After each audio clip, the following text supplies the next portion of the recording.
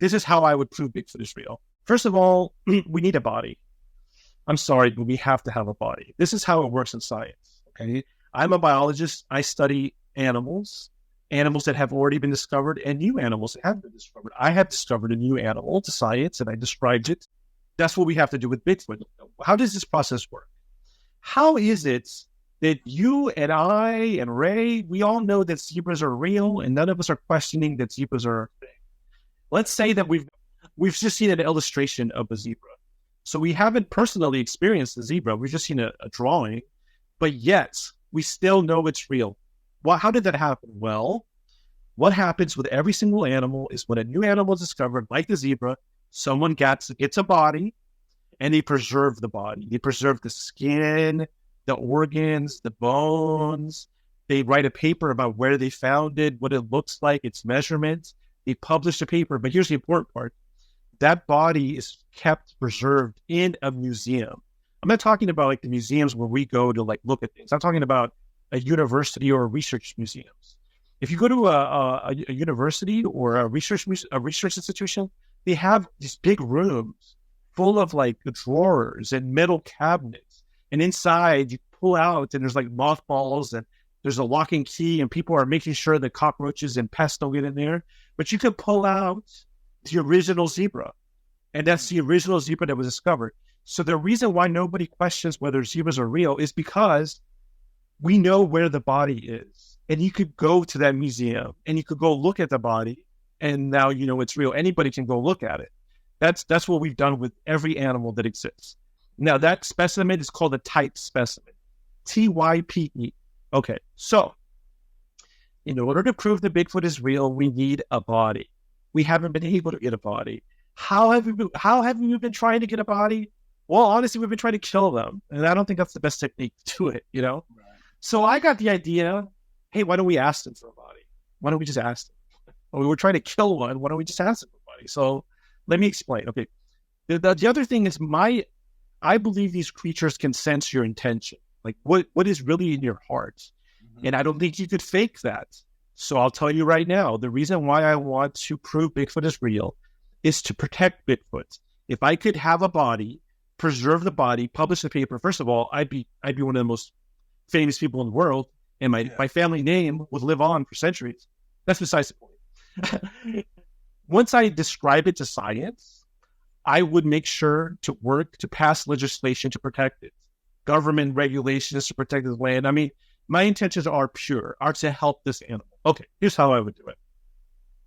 I have heard that in certain areas, you can go where Bigfoot are, and you could leave a gift for them. You could leave an apple, a pumpkin pie, cigarettes, just, stuff that Bigfoot like. Now, you don't even have to see the Bigfoot. You just leave it there, you go away, the Bigfoot takes it. There's lots of variations on this. In Mexico, there's some little creatures. There's a little creature called the Cheneque, and it's not actually a Bigfoot, but it's a humanoid. And apparently, Robert Bitto said that people that have like farms, they know that they have to leave an offering because there's a Cheneque, a little humanoid that patrols different sections of Mexico. And if you don't leave an offering or a gift, they'll mess up your stuff. But I've also heard that Bigfoot like to leave something behind for you. So you give them something, they give you something, okay? One of the things I heard recently was that there was this boy or this child, he was leaving things for Bigfoot, and Bigfoot gave him a basket. Like they wove like a bird nest looking basket for him. So they like to give gifts as well. Okay, so now we have this thought that sometimes Bigfoot will accept gifts and sometimes they'll give you gifts back. Now, I will say this is not outrageous at all because I've heard stories that birds like crows, grackles, ravens are very intelligent. And if you give them food, they will give you trinkets. They will give you gifts back. So animals they appreciate presents and they give you gifts back. So here's the thought.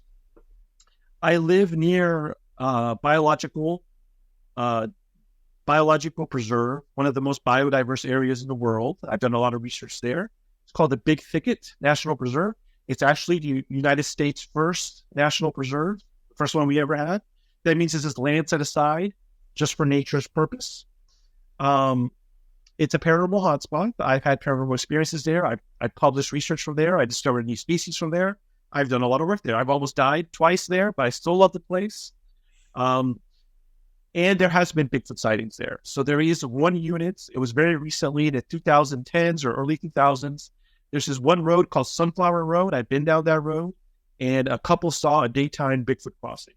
And legends in this area go back a long time. There is a Bigfoot type creature that lives there. So there's my area. The idea is I would go there and I would try to leave gifts for Bigfoot. I would try to go close to that location and just try. And now here's the thing. This plan, it may take me 10 years to finish this plan, but I don't care. 10 years is not that long. If I'm proving Bigfoot is real, are you kidding? 10 years is nothing. Anyway, I'll leave presents for him. Once I'm pretty sure that Bigfoot is collecting the presents, I want to get the conversation started as far as what I want. So I think it's not too complicated. I think I could draw. Let's say we've been talking for 2 years, me and Bigfoot. We've been leaving gifts. I never even see him, but I'm pretty sure that he's taking my gifts. Well, one day I could just leave a piece of paper with a little drawing of me offering him an apple, right? And I'm leaving him apples. And then I draw a picture of him giving me something. Maybe I have like a pine cone to start off with. And I want to try to build up the confidence and trust. Be like, look, I want you to give me a pine cone. And then I'll check, and maybe I give him a bunch of apples, and he does give me a pine cone. Cool. I want to build up to the point where I asked him for the ultimate gift, which is a body. I don't want him to kill anybody. I want they die. I believe they die and they get buried. I want one of them to die. I'll wait. That's why I say I'll wait 10 years. I don't care. One of them naturally dies or has a tragic accident. Give me the body. Now the tricky part is I don't want to sacrifice. I don't want them to think I'm morbid either. You know, like, why does this guy want a body? What does he want to do? That's a little bit of the tricky part, you know, but basically my look, just the other thing is it doesn't have to be a body. It could be a hand. It could be a skull. I mean, these things, the problem is that it's very morbid to think about, but here's the thing. What if I give him a lot of what he likes? What if I give him like a literal ton of pancakes, or I don't know, whatever it takes? I think I could bribe him or give him a big enough gift that I'm like, please just give me the body. So that's my plan. That's how I would do it. That sounds like the conversation between the UFOs and the government abducting people. Right. You started talking about the rumor that the aliens were like, we'll give you technology if you let us know. Which is interesting, for sure. But Bigfoot is said to really like children as well. Like Bigfoot is attracted to children playing. Maybe they just like the sound of children playing. I mean, it is calming, I guess. I think they look at them like a little dog or like a little cat or something. Like a puppy. Yeah. Because I thought about because I know that Bigfoot like children, so I thought about trading. When I'm trading, giving gifts to Bigfoot, I'm going to give him fine alcohol, fine drugs, pies, food. But I was like, well, what if I give him like dolls of humans, or like a picture book of children playing, just other stuff that it might like. I think they're hip to know that when the humans turn adult is when they get their most wicked. Now, you want to give them some nice, fine, top shelf liqueur with a little something in there to find them, locate a little tracker in it, so they get drunk and pass out. Then you go find them. I like how you think. You need to be on my research team because you got good ideas there, buddy. I can get darker and say you could give them some smack with fentanyl in it, but you don't want to do that. You don't want to do that to the Bigfoots. That's not fair. You find the Bigfoot. That's not it. Overdose. Yeah, an overdose people. And then people ask you like, "How'd you get the body?" You're like, next question." It'd be well preserved, I hear, if it goes out hard like that. Poor Bigfoot. I'm also imagining you just Bigfoot strung out with the needles to get out of it. That's how you get him to come to you. He'll be looking for the dealer. He'll be like, yo, I need more of that. These are dark ideas, but they're darkly true, though. They're dark. I think there's truth to these things. I think it's possible. It really is. Like, you're giving the good enough time shooting in his arm, dude. I'm looking for, like, dealers do, like, you know what I mean? Yeah. Oh, my God. If I told you some of the things humans have done to animals and experiments, it's just so cruel. We've learned a lot from them, but it's so cruel. I find it unsavory. I don't want to do that stuff. But Bigfoot shows up to your house with a grocery bag full of PlayStation 2 games, trying to get some more medicine. like, look, all right, I'll give you a hit, man. I mean, these are what is this? Madden 2004, whatever. Who's the villain at that point? You know what I mean? Humanity again. It's terrible. Oh man, getting Bigfoot addicted to smack.